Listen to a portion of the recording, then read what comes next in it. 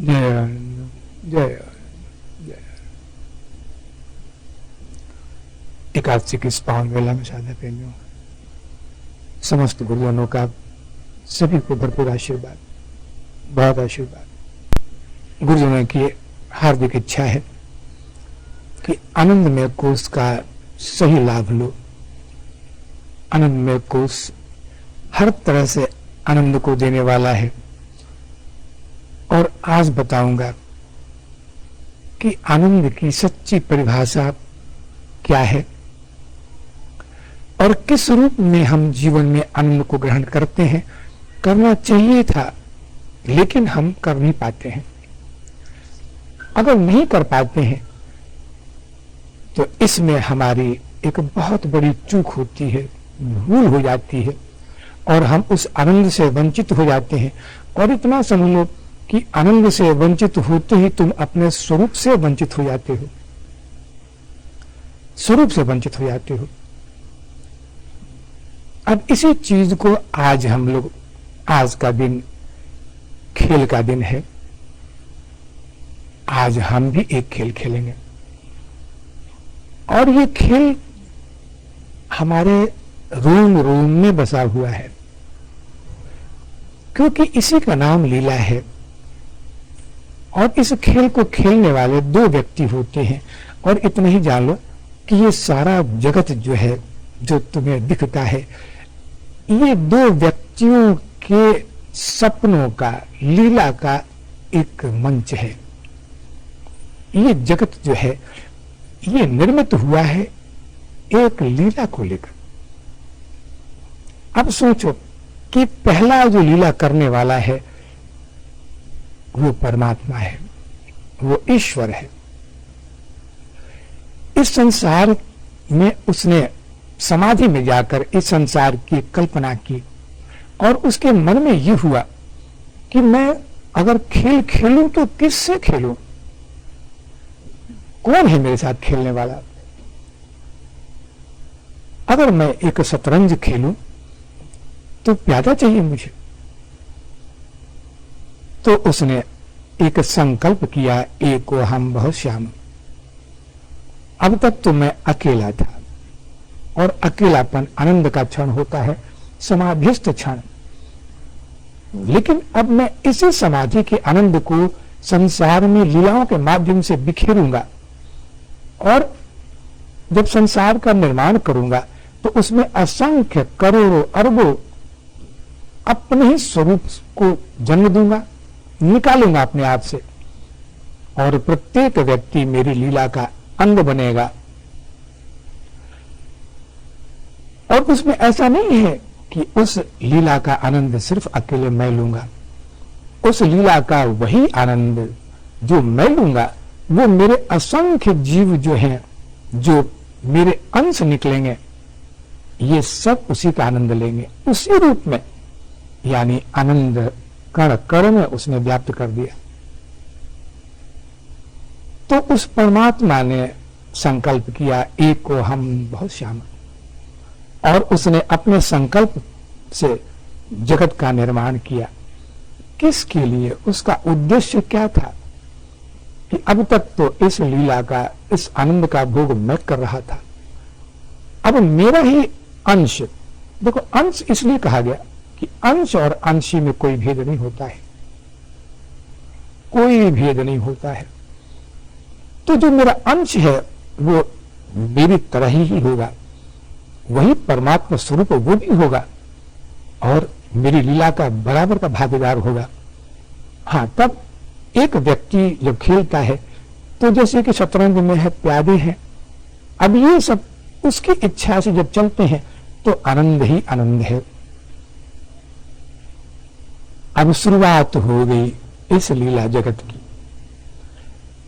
तो एक व्यक्ति ने संकल्प किया कि एक को हम बहुत श्याम, और संसार का निर्माण हो गया। अगर संसार के इस निर्माण में ईश्वर बनकर हम उस लीला का आनंद लेते तो आनंद ही आनंद था। लेकिन ऐसा हुआ नहीं। और हर व्यक्ति जो अंश था उसके मन में इच्छा हुई कि मैं भी परमात्मा की तरह आनंद का भोग करूंगा, मैं अपनी लीला खुद करूंगा। जैसे वो लीला कर रहा है, वो एक सपनों का निर्माण उसने किया है, मैं भी अपने सपनों का निर्माण करके उसी आनंद का भोग करूंगा। और उसने अपनी लीला के लिए जिस संसार का निर्माण किया वो हमारे तुम्हारे सामने है। ये संसार का निर्माण परमात्मा का नहीं है साधक प्रेमी, अच्छी तरह समझो इसको। परमात्मा ने जिस जगत का निर्माण किया था उसमें सिर्फ आनंद ही था। आनंद अभी भी है, उसकी हर चीज में आनंद है, चाहे वो जड़ हो या चेतन हो, सब आनंद को देने वाले हैं। लेकिन जब उसका एक एक पात्र, एक एक अंश जब अपनी इच्छा के अनुसार उस आनंद के भोग के लिए उसने अपने सपनों को उस परमात्मा से अलग किया, तब आनंद विघटित हो गया। अब वो आनंद नहीं रहा और वो आनंद दो टुकड़ों में बट गया, सुख में और दुख में। ये आनंद का ही है, दो टुकड़ों में बट गया। अब जीव इसी को आनंद का रूप देकर आज तक जी रहा है। हम सभी जी रहे हैं संसार में, क्योंकि हमारे जीने का आधार वही बन चुका है। लेकिन न सुख में तृप्ति है, न दुख में तृप्ति है, क्योंकि सुख जिसको कहते हैं वो दुख का ही दूसरा नाम है। शुरुआत होती है सुख से, लेकिन अंत में परिणाम में दुख ही है। इसलिए अपनी लीला में हर व्यक्ति फंसा हुआ है संसार में। यानी कह दिया जाए कि ईश्वर की लीला में हम अपनी लीला को जब थोप देते हैं तब सब कुछ बिखर जाता है और उसी क्षण वो परमात्मा साक्षी बन जाता है। देखो, परमात्मा ने उसी लीला में अपने आप को एक लीला का आनंद लिया, क्योंकि वो दृष्टा था उसका। एक साक्षी बना तो आनंद मिला। लेकिन हम जीव संसार में लीला तो किए, लेकिन दृष्टा बन के नहीं रह पाए, इसलिए भोक्ता बन गए। और भोक्ता बन गए तो लीला लीला नहीं रही, अब ये कर्म बन गया और कर्म भूमि बन गई, और कर्म भूमि बनते ही सुख और दुख। तो उसी आनंद का ही विघटित रूप है सुख और दुख, जो हमारे जीने का आधार है, जो अच्छी कल्पनाएं करवाता है, जो कहता है कि चलो आज दुख के दिन बीत रहे हैं मेरे, सब समय अच्छा नहीं है, ऐसा हो गया परिवार में, वैसा हो गया, तो अच्छे दिन आएंगे। और अच्छे दिन आए तो उसके भोग में लग गया वो, उसको पता नहीं है कि कुछ दिनों बाद अब फिर वही दुख के दिन आने वाले हैं। तो सुख के बाद दुख, दुख के बाद सुख, ये एक परछाई की तरह चलती है। और आज तक जीव इस माया से निकल नहीं पाया। साधना नहीं निकल पाया, क्यों? क्योंकि कोई दृष्टा भाव में नहीं है। परमात्मा को उसी लीला ने कभी बांधा नहीं, क्योंकि दृष्टा था वो। लेकिन हम दृष्टा रह नहीं पाए तो फंस गए, बंधन में आ गए। और हम सुख और दुख को ही आधार मानकर जी रहे हैं कि अभी दुख के दिन है, सुख के दिन आएंगे तो फिर सब कुछ आनंदमय होगा। आनंद कहीं नहीं है इसमें। आनंद अगर होता तब जब तुम दृष्टा बन जाते इस लीला का।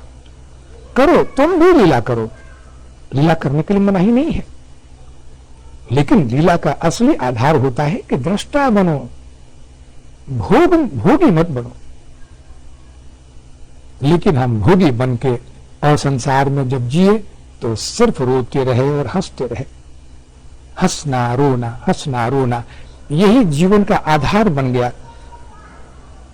अब हंसना तो थोड़ी देर के लिए, रोना दीर्घकाल के लिए। क्या लाभ मिला हमको? उस परमात्मा की लीला से अपने आप को अलग करके खुद की लीला का निर्माण करके। परमात्मा ने तो सिर्फ इतना ही चाहा था कि तुम चलो, कोई बात नहीं, तुम तो मेरे ही अंश हो, जाओ जहां जाना है जाकर, साक्षी बनकर, दृष्टा बन के भोग करो, तब फंसोगे नहीं। लेकिन दृष्टा नहीं बन पाए, तो साक्षी नहीं बन पाए हम लोग। जो कुछ भी हम लीला किए, इसके साक्षी नहीं बन पाए, तो सिर्फ दुखों में भटकते रहे, सिर्फ सुखों में और दुखों में भटकते रहे, और आज तक शांति नहीं मिली, आज तक उसका स्वाद नहीं चख पाए हम लोग। देखो, जब सपने देखो तो दो चीजें होती हैं सपने में, याद रखना इस चीज को। एक होता है सपना, सपने का भोग करो, और दूसरा है सपने को तोड़ो। तो सपना संसार में तुम देखते हो, रात्रि में सपना देखते हो, तो इसके दो ही मकसद है, या तो सपने का भोग करो। तो जिस इच्छा को हम संसार में जगते हुए भोग नहीं कर पाते हैं, उसको सपने में भोग करते हैं, और यही ये संसार है। तुम अपने सपनों को, अपनी कल्पनाओं को, अपनी इच्छाओं को सपनों के माध्यम से जब भोग करते हो, वही संसार है। तो सपने को भोग करने का नाम संसार है, और सपने को तोड़ने का नाम वैराग्य है, और वैराग्य में ही आनंद है। बात समझ में आई कि जब तक तुम सपने का भोग करते रहोगे तो भोगी बन गए, तुम कर्ता भोक्ता बन गए, तब ये लीला नहीं रही, और तब तुम रोगे, कुछ देर के लिए हंसोगे और रोगे। उस सपने को तोड़ो। अगर तुम चाहते हो कि परमात्मा के सपनों में जग जाओ, उस लीलाधारी की लीला में जग जाओ, तो अपने इन सपनों को तोड़ डालो, और तोड़ने का नाम ही है, यही है वैराग्य। और वैराग्य में जब जग जाओगे, जब वैराग्य बनोगे, तब उस परमात्मा की लीला के फिर अंश बन जाओगे, तब परमात्मा बन जाना। परमात्मा को तो नहीं बांध सके ये लीला, ये संसार परमात्मा को क्यों नहीं बांध पाया? क्योंकि वो वैरागी है, उसमें पूर्ण वैराग्य है, जो हम में तुम में नहीं है। इसलिए हम भोगी हैं, वो योगी है। देखो, अभी तुमने भजन गाया कि योगी नारायण और भोगी नारायण, दोनों ही नारायण है। अभी हम लोग भजन गाए, इस चीज को कितना आनंद है इन शब्दों में कि जो योगी है वो भी नारायण है, जो भोगी है वो भी नारायण है। लेकिन क्या भोगी अपने नारायण स्वरूप को पहचान पाता है? तो योगी तो नहीं रोता, लेकिन भोगी रोता है, क्योंकि नारायण होते हुए भी वो अपने स्वरूप में जगता नहीं है। तो दो अवस्थाएं हैं। अब इस चीज को मैं तुमको समझाता हूं कि तुम नित्य प्रति जो सपने देखते हो,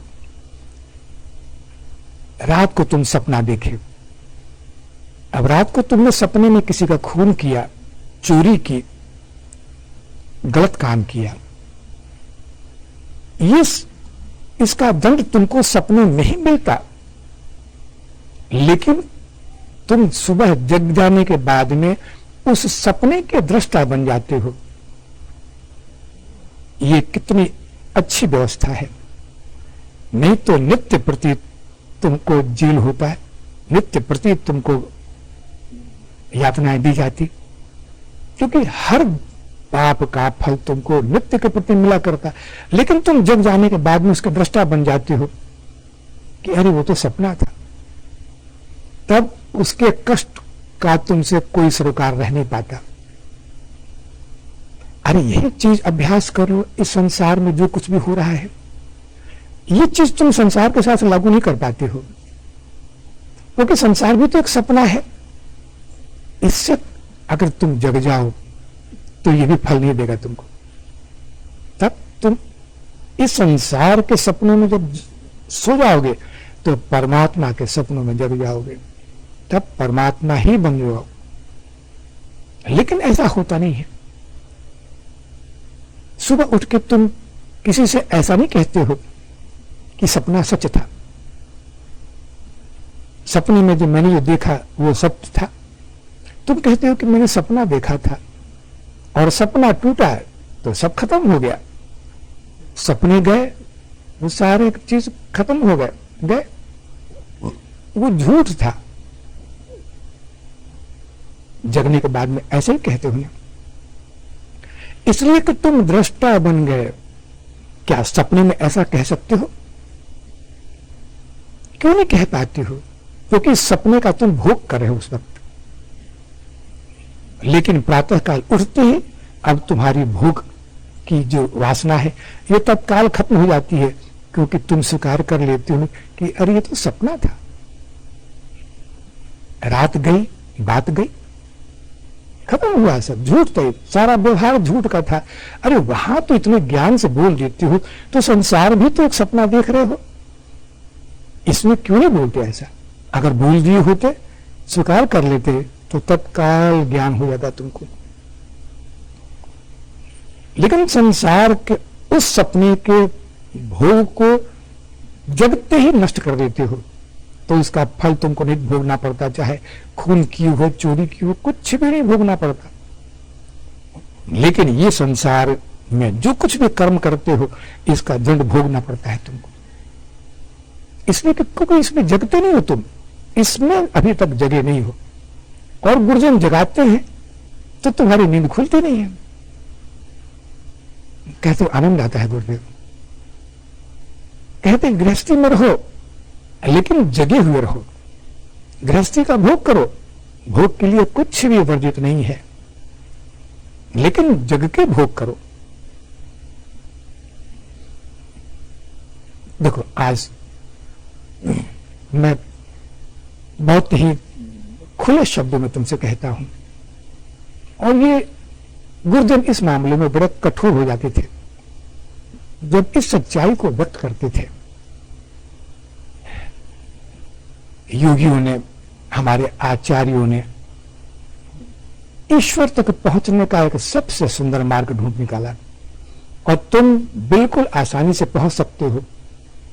अगर इसका अभ्यास कर लो तो अनुभव हो जाएगा कि ईश्वर क्या है। लेकिन तुम ईश्वर पथ पे गलत रूप में चल रहे हो। तुम ईश्वर की धारणा शुरू से बना के चलते हो कि ईश्वर को पाना है, ईश्वर को पाना है,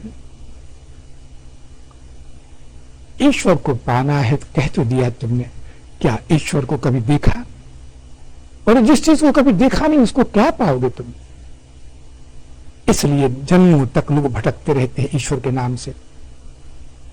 अगर उनको यह कह दिया जाए कि ऐसी चीज की इच्छा करो जो तुम अनुभव करते हो जीवन में, जैसे तुम सुख दुख का अनुभव करते हो, आनंद का भी अनुभव अप्रत्यक्ष रूप में हर व्यक्ति करता है। अचानक बहुत बड़ा धन लाभ हो गया, लॉटरी निकल गई, बेटे का जन्म हो गया, विवाह हो गया, तो ये सब जो त्योहार होते हैं जितने, इनमें अप्रत्यक्ष रूप से आनंद का ही भोग होता है। और आनंद का ही दूसरा नाम है साधना प्रेमी ईश्वर।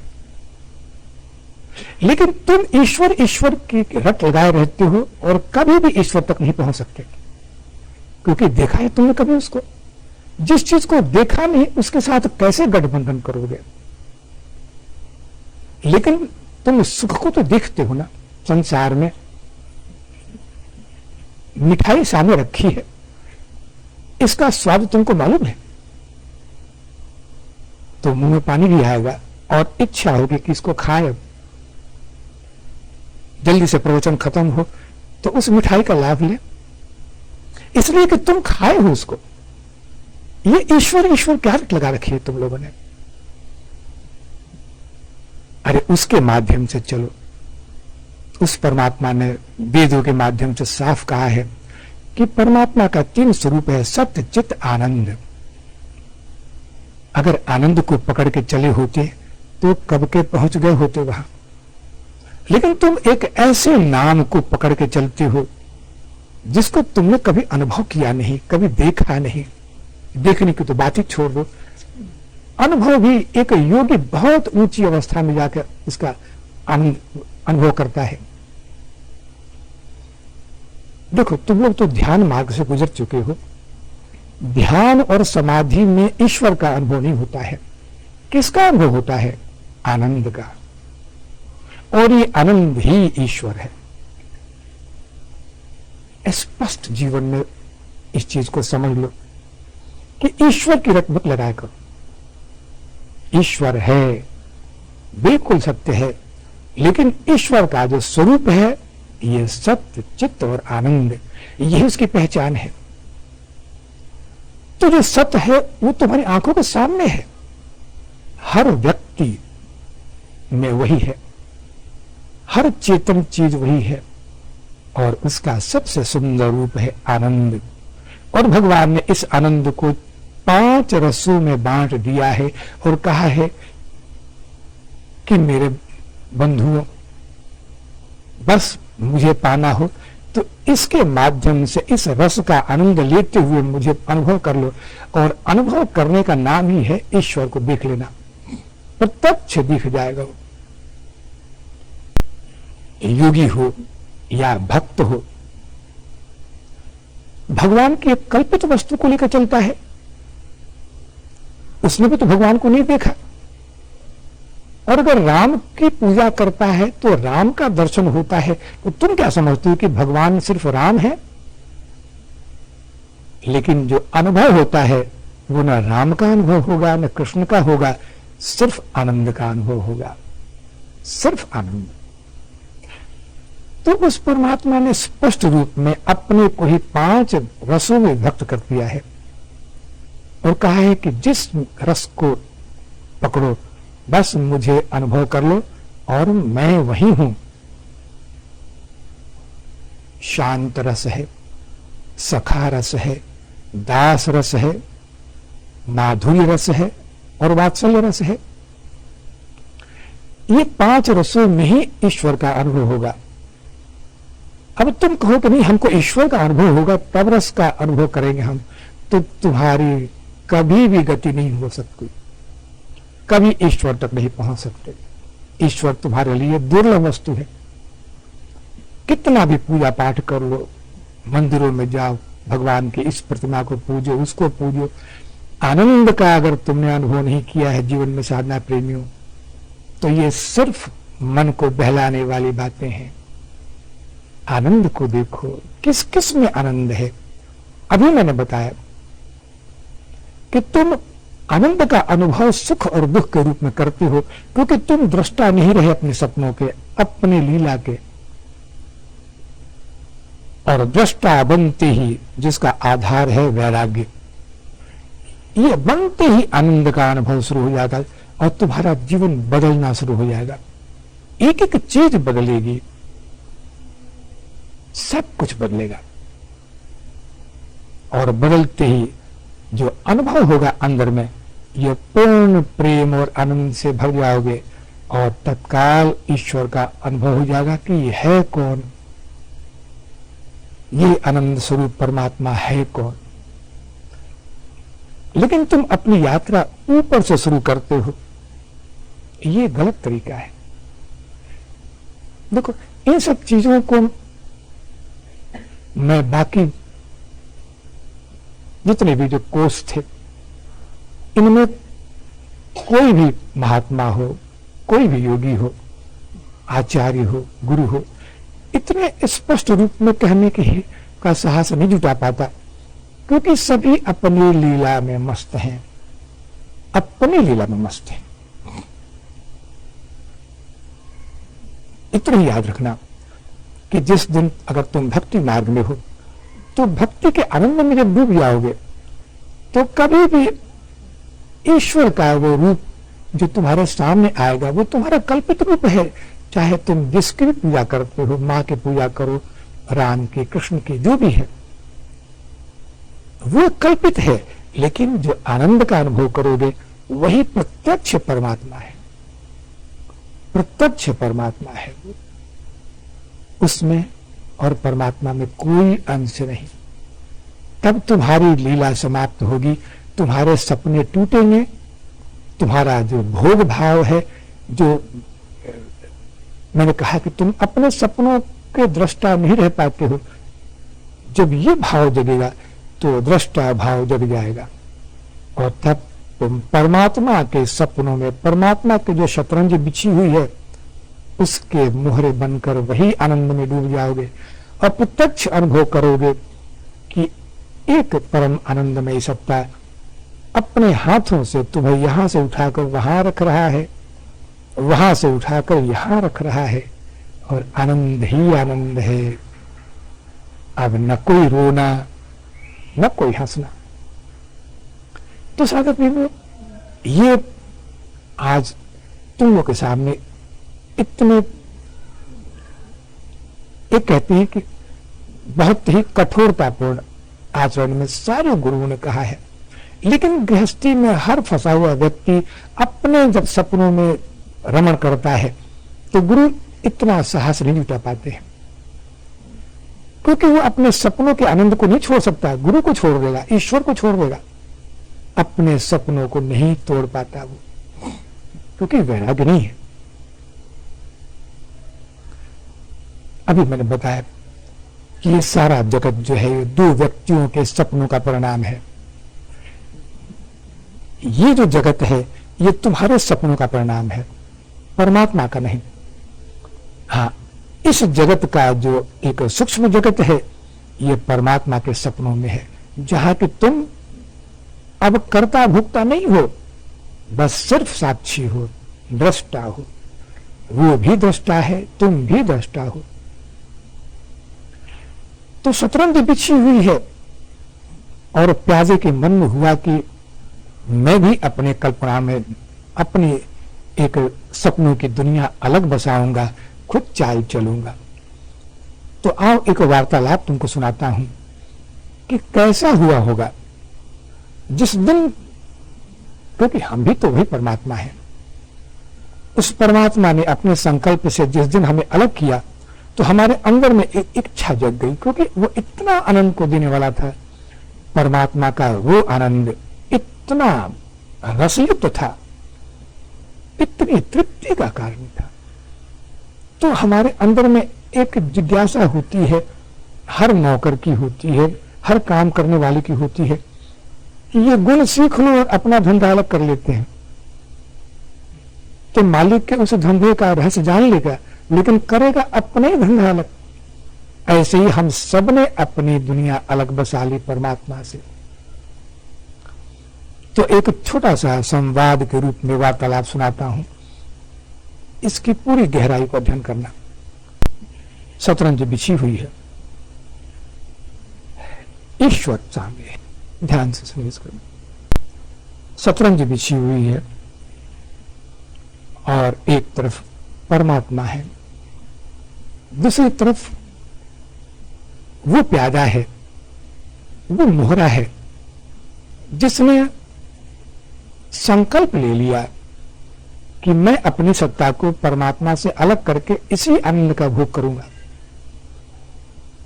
तो उसने परमात्मा से ये प्रश्न किया कि हे प्रभु, मैं अपनी सत्ता को आपसे अलग करके आपके ही अनुरूप आनंद का लाभ करना चाहता हूं, क्योंकि मैं समझ गया कि इस आनंद से अनमोल चीज कोई नहीं है। यही एकमात्र गंतव्य स्थान है, यही लक्ष्य है जीवन का, इससे अलग कोई लक्ष्य नहीं है।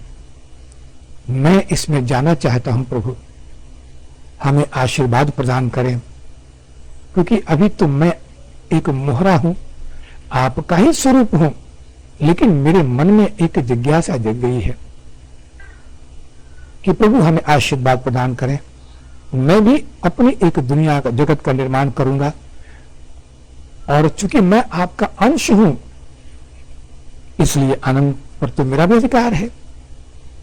भगवान ने कहा कि हे मित्र, हे सखा, तुम में और मुझ में कोई फर्क नहीं है, जो मैं हूं वही तुम हो, जो मेरा स्वरूप है वही तुम्हारा स्वरूप है। इस वक्त न मैं तुम्हारा ईश्वर हूं न तुम में से अलग हो, तो मेरे अंश हो, अंश और अंशी में कोई भेद नहीं होता है। लेकिन हे सखा, अगर तुम्हारे मन में ये इच्छा जग चुकी है कि तुम मेरे समान ही आनंद का भोग करना चाहते हो, अपनी सत्ता को मुझसे अलग करके, तो ये बड़ा कठिन चीज है मेरे सखा, बहुत कठिन है। और मैं तुमको सारी चीजों को समझा देता हूं। देखो, आनंद का जो भोग करने वाला है वो सिर्फ साक्षी बन के ही कर सकता है, पूर्ण वैराग्य की अवस्था में। लेकिन तुम आनंद का भोग करना चाहते हो संसार में जाकर, आसक्ति के वशीभूत होकर, भोक्ता बन के। तब ये आनंद विघटित होकर दो रूपों में बढ़ जाएगा, सुख और दुख। अब कहने को तो सुख है, लेकिन उसका परिणाम दुख ही है। सुख का अस्तित्व दुख से अलग बिल्कुल नहीं है। कुछ देर के लिए सुख है तो उसका परिणाम दुख ही है, यानी दुख की ही सत्ता मिलेगी तुमको।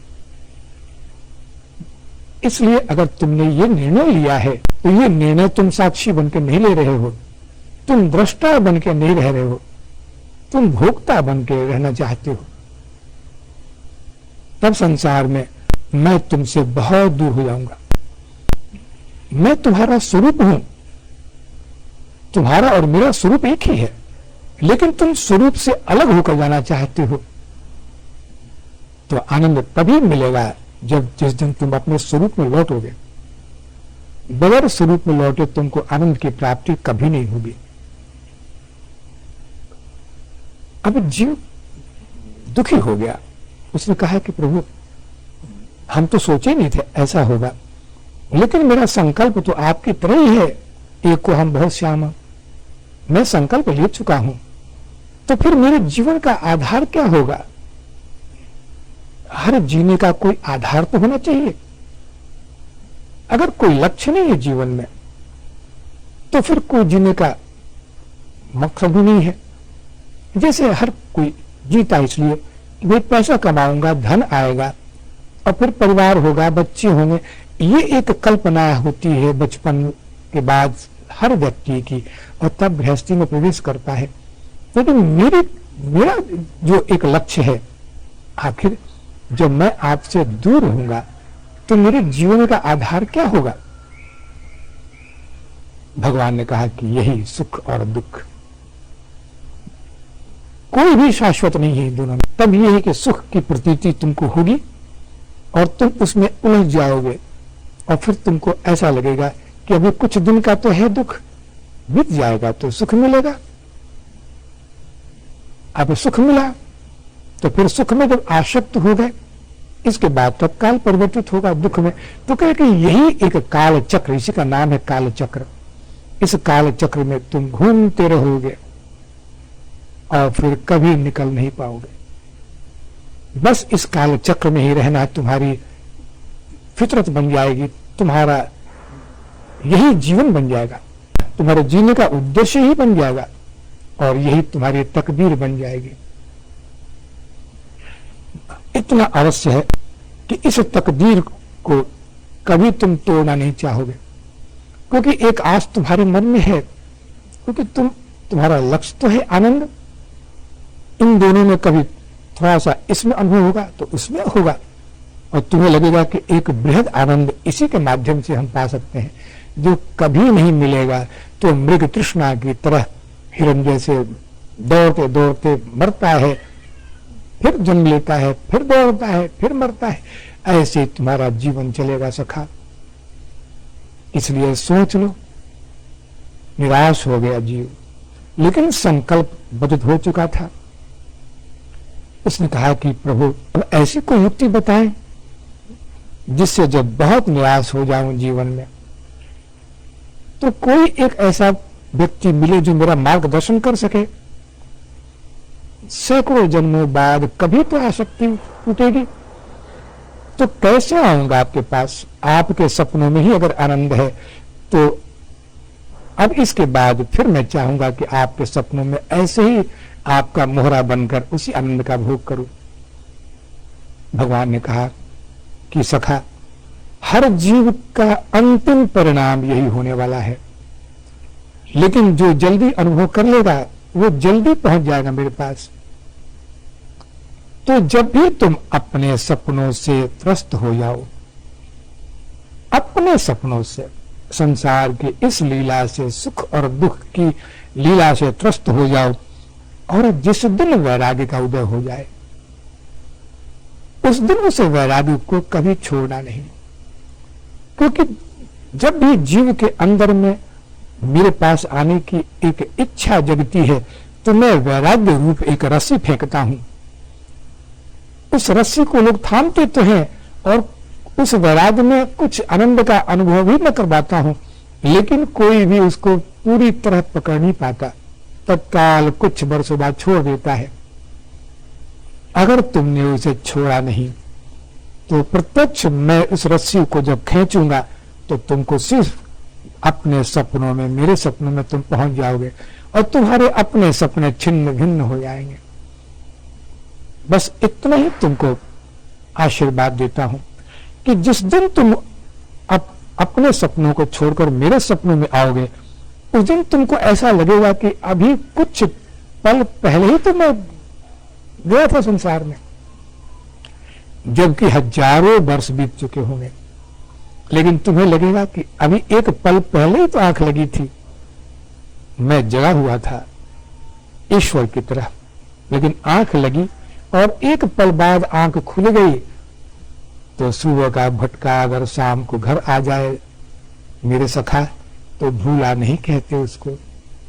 बस उस वैराग्य की रस्सी को जब मैं फेंकूंगा, जब गुरुजन तुमको आदेश करेंगे तो पहचान लेना कि तुम्हारा लक्ष्य कहाँ है, तब उस रस्सी को छोड़ना नहीं, नहीं तो फिर बहुत लंबे समय तक फिर उसी अंधकार में डूब जाओगे।